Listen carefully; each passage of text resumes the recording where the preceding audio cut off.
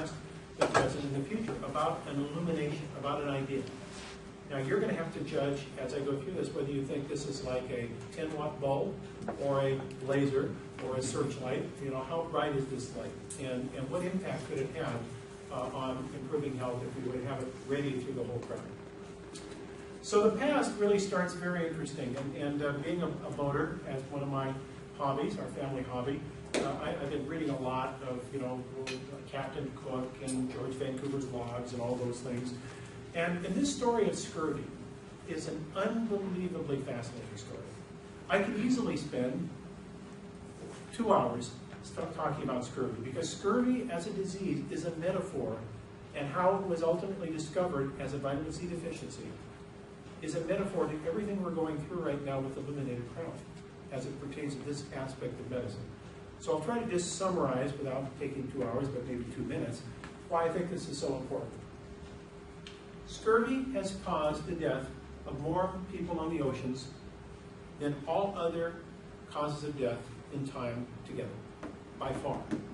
It has exceeded all the combined deaths of shipwrecks and killed in battle and capsizing, and all these things pale in comparison to the number of deaths that occurred from scurvy. In fact, interestingly enough, in the 18th century in Britain, now you think of the 18th century, that's not really that long ago when you think about it, and a couple hundred years ago, 300 years ago, you think of these sailors that were in the channel between France and England. Now remember, they were not really friendly.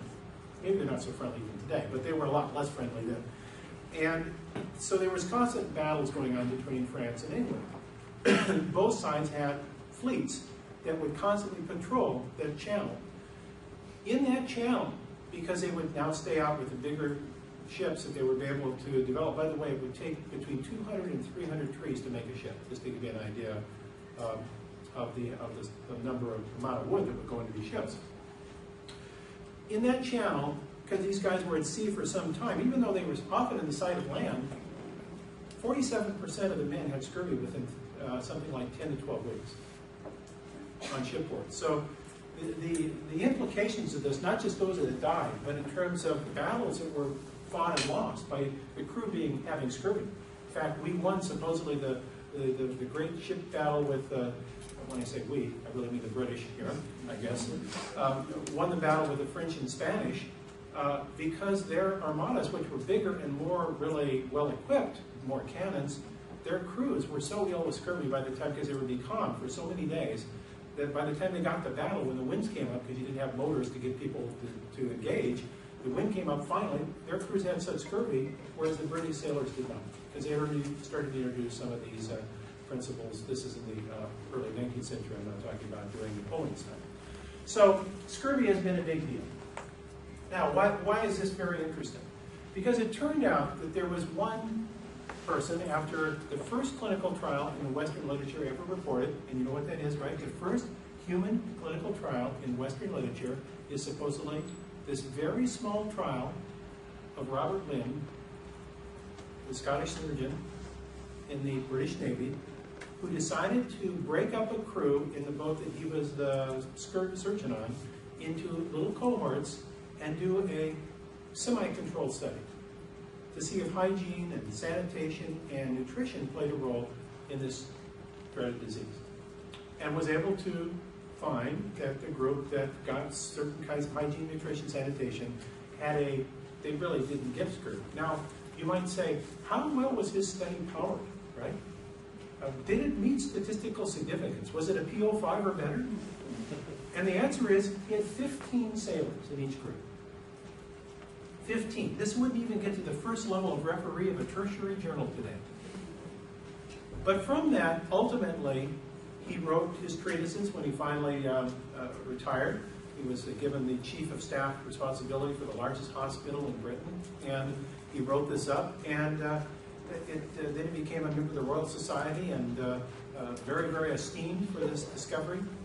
And did it get introduced into the British Navy? No, it did not. Did not get introduced in the British Navy. But he had a colleague, a younger colleague that was coming up the ranks, and this colleague was named James Cook.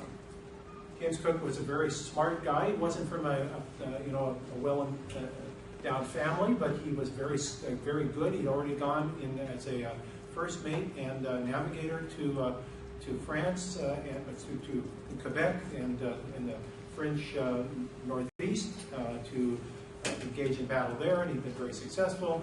And so when he came back, he was given the opportunity to have this big scientific mission, right, to go and look at the lunar eclipse that they were going to actually measure on Tahiti.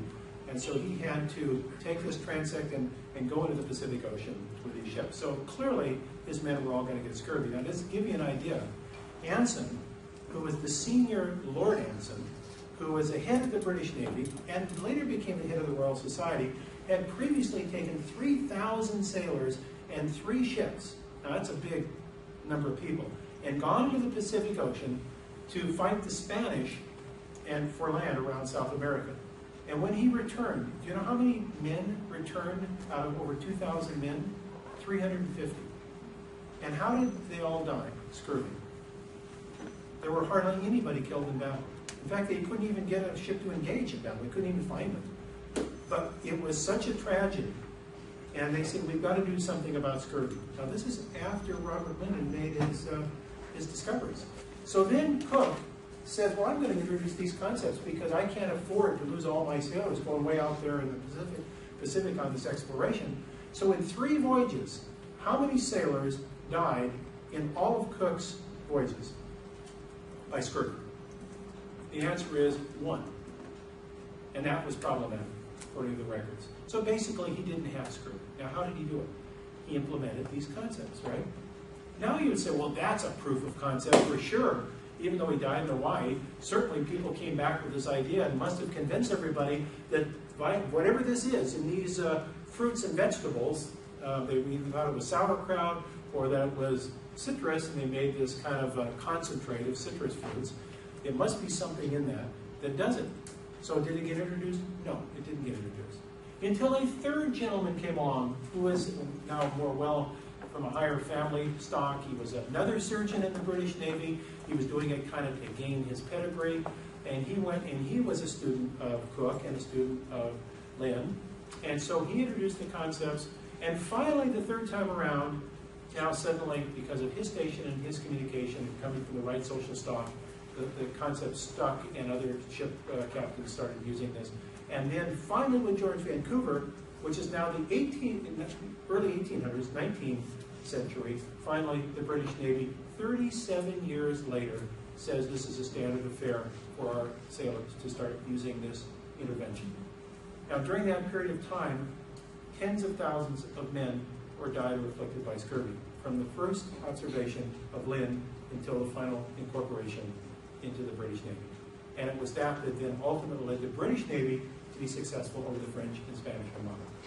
So what I'm saying is, how bright does the light have to be, right? You get my metaphor, to drive these concepts through to create change when it seems so reasonable.